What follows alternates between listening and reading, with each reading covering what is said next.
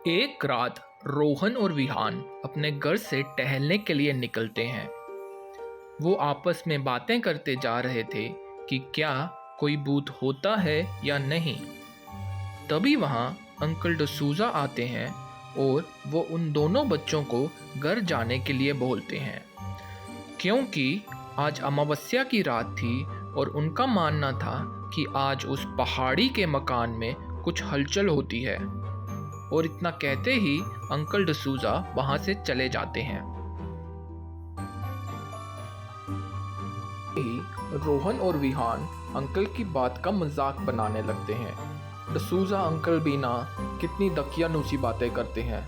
और फिर वो दोनों एक प्लान बनाते हैं कि क्यों नहीं हम उस पहाड़ी वाले मकान में जाकर सबका डर दूर करें। और फिर वो उस मकान की तरफ चल पड़ते हैं।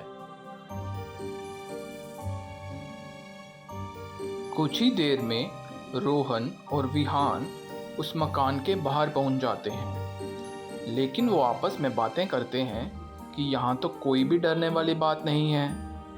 और फिर वो दोनों उस मकान के अंदर चले जाते हैं।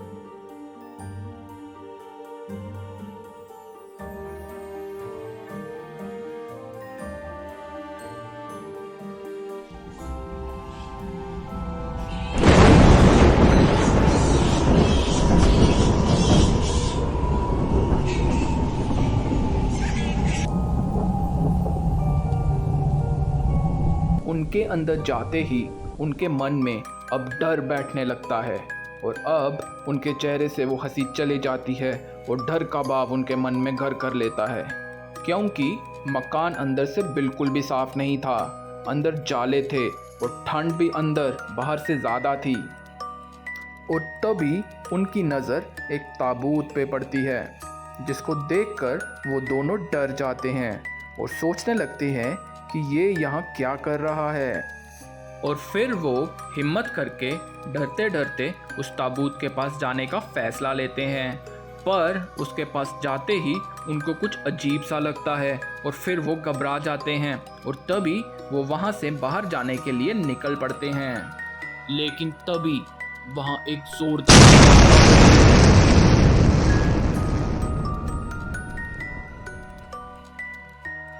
जिसको देखकर वो बच्चे और डर जाते हैं। और फिर वो अपने सामने देखते हैं कि वहाँ की चिमनी में अपने आप आग लग जाती है।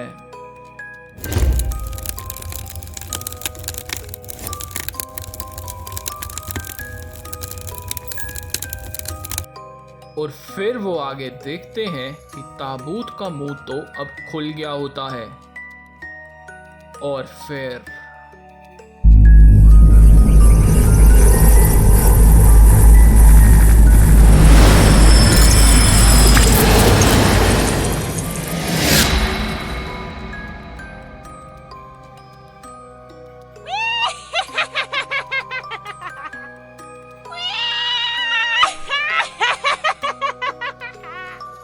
ताबूत से निकलते ही वो जादूगरनी रोहन और विहान को पिंजरे में बंद कर देती है।